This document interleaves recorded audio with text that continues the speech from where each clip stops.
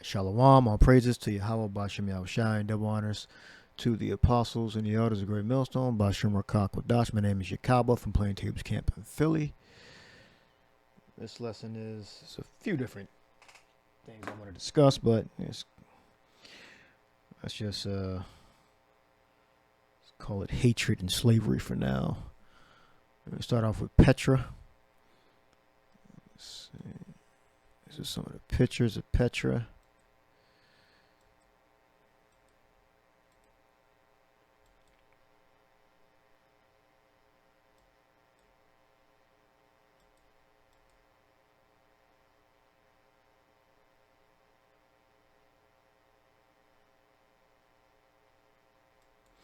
I'm not sure how old these structures are, but I looked it up and it said that the land, the area around Petra has been inhabited since 7000 BC, and the Nabateans might have settled in what would become the capital city of their kingdom, and as early as 4th century BC. All right, because you had the Arabs that were dwelling here first. Now, I don't believe that the Arabs actually built these structures. I believe the Edomites built these structures, but the area, they're saying, was already inhabited.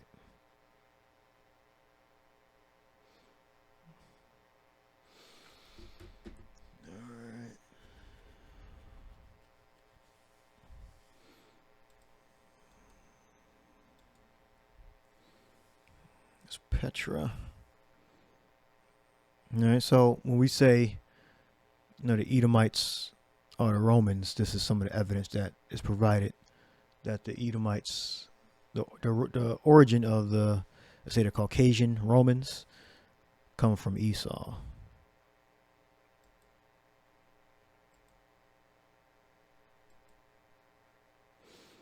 Go.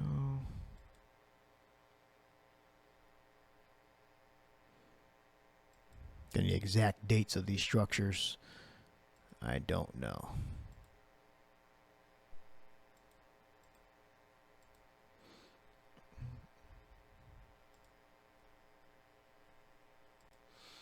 Let me see. I just looked it up. It says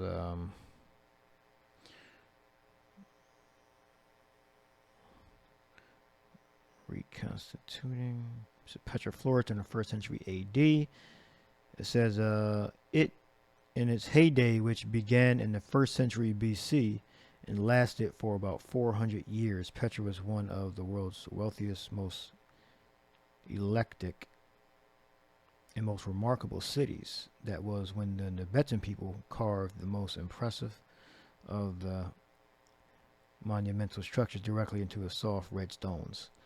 Okay, so, yeah, the Arabs may have carved this, according to what I'm reading here. That's Smithsonian, but the Edomites dwelled there. This is when in the region of Edom. This is in Edom's land, so they may be, confusing the Arabs with the Edomites. All right, because when you look at the Kingdom of Edom, it includes Petra and Basra. Let's see, Basra. Yeah. Basra, sheepfold. The ruins of Basra, capital in Edom.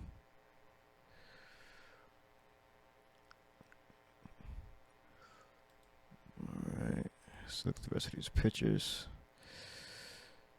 of Petra. All right, so it makes sense. I guess it really don't matter who built them, but the Edomites dwelled there, and I'm sure they mingled themselves with the Arabs. This is what what you do when you live near someone. You mingle yourself among them, especially when you don't have any law and order.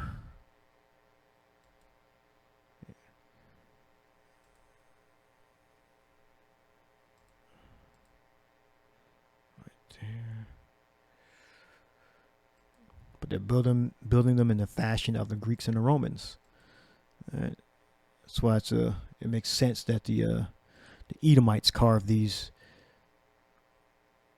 structures and built these structures, because they were copying off the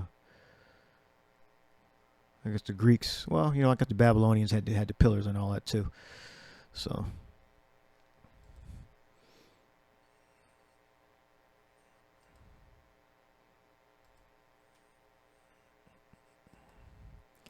where we at?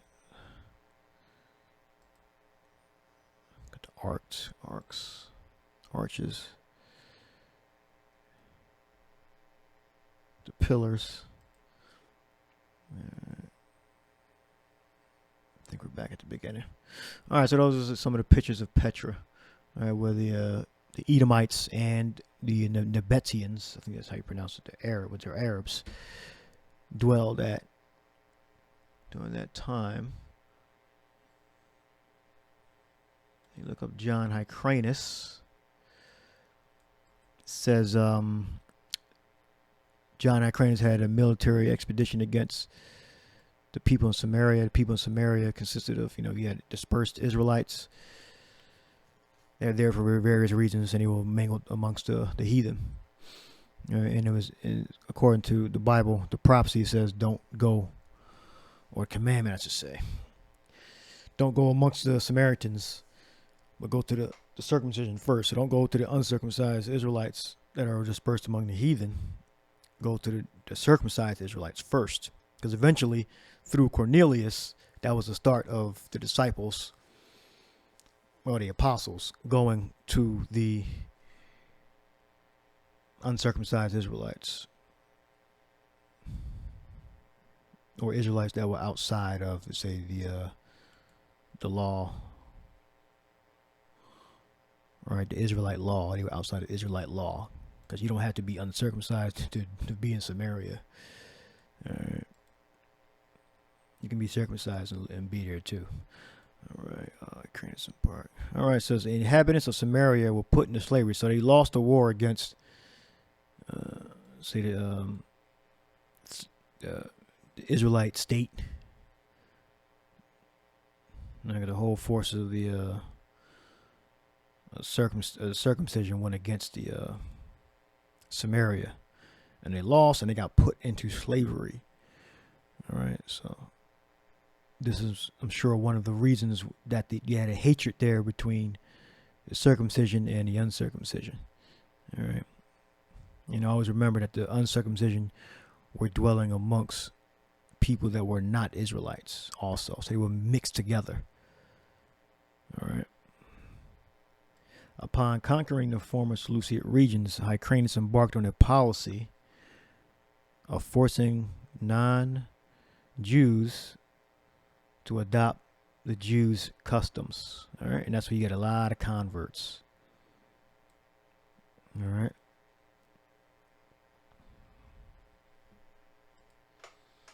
That's a statement that Peter made. And John 4.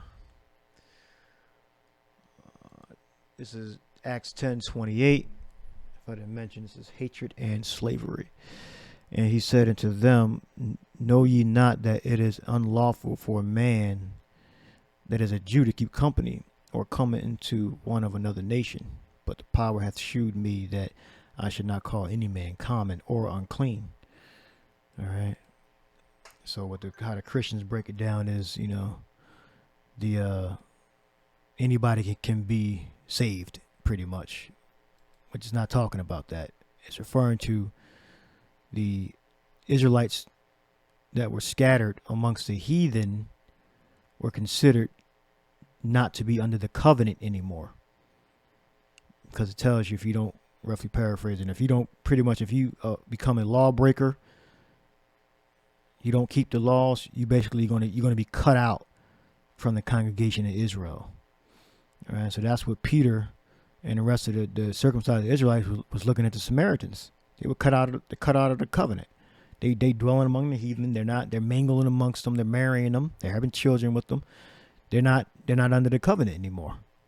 There's no hope for them. So that's why Peter made the statement.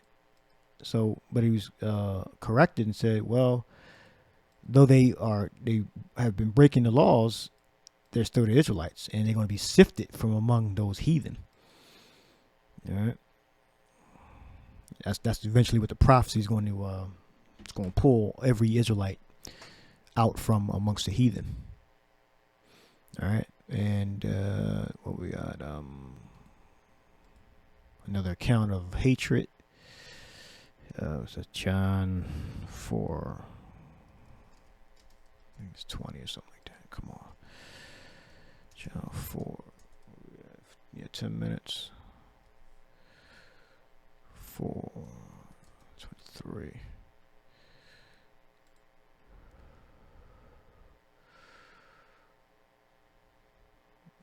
The woman of Samaria. Now, this was not an Israelite.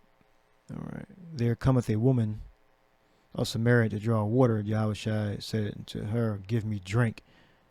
For his disciples were going away into the city to buy meat. Right. Then saith the woman of Samaria, how is it that thou being a Jew askest drink of me, which am a woman of Samaria? For the Jews have no dealings with the Samaritans. Right, because of the hatred. Let me just refresh your memory. All right. The Maccabees waged war against the inhabitants of Samaria, which consisted of dispersed Israelites and non-Israelites that were not of the stock of Abraham, Isaac, and Jacob. They were grouped together and they were put into slavery. All right. The inhabitants of Samaria were put into slavery. And they had to keep the customs of the Jews, of our ancestors. All right, so that was a mixture of Jews and heathens. Let's say Canaanites, Assyrians, Syrians, Arabs. They all mingled among the Samaritans. All right. They give it some life there. All right, so that's the hatred. All right. Now, let's read that again. How is it that thou, being a Jew, askest drink of me, which am a woman of Samaria? For Jews have no dealings with the Samaritans. All right. All right, go down. Thou hast 5 husbands. The woman said, "Perceive that thou art a prophet." He said, "Our fathers worship in this mountain, and ye say that in Jerusalem is the place where men ought to worship?" Right. So this woman clearly was misinformed on the teachings. All right. Because within the law, you got to come to Jerusalem to worship, if I'm not mistaken. All right. Yahushua said unto her, "Woman, believe me, the hour cometh when ye shall neither in this mountain nor yet at Jerusalem worship the Father." All right. Now, what Yahushua is saying is that you are not an Israelite. All right. That's what he means by you will not worship in Samaria or in Jerusalem. All right. Woman, believe me, the hour cometh when ye shall neither in this mountain nor yet at Jerusalem worship the Father. Ye worship ye know not what. And this woman made a distinction that she is not of the stock of Abraham, Isaac, and Jacob. She's not a Jew. She made a distinction. We know what we worship, for salvation is of the Jews. All right. So this woman was not an Israelite, John 4th chapter. And she made that distinction that we have no dealings. Now where the confusion comes in is that you had a heathen and you had uncircumcised Jews that lived together and married each other. All right. So they were mingled together. All right. So let me get What was that? What was that? John, the 7th chapter, 33. Then Yahushua said, then said Yahushua to them, yet a little while am I with you, and then I go unto him that sent me. Ye shall seek me, and shall not find me, and where I am, thither ye cannot come. Then said the Jews, or the circumcision among themselves, whither will he go, that we shall not find him? Will he go into the dispersed among the Gentiles and teach the Gentiles? All right, so this dispersed Israelites. We look up dispersed, you got diaspora, all right, which is of Israelites dispersed among foreign nations. That's the sense that's being used here. All right.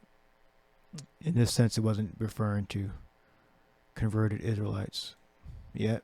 It says of Christians scattered abroad among Gentiles. It wasn't referring to that. It was referring to of Israelites dispersed among the foreign nations. It says Israelite resident in Gentile countries or amongst the Gentiles, which are scattered abroad. Now later you had like the persecutions, and then you had Israelites that were worshiping the Lord being scattered abroad. That believe on the Lord. All right, but during this time it was just the you had uncircumcised Israelites that were dispersed among the heathens. Some of them knew they were Israelites. Some of them didn't know. All right, it was not just one. Everybody was one mind. It varied depending on the family line and their knowledge of history. All right. All right, so I think I'm going to leave that there, and I'll just do another video. So I hope you edified. Shalom to the next lesson.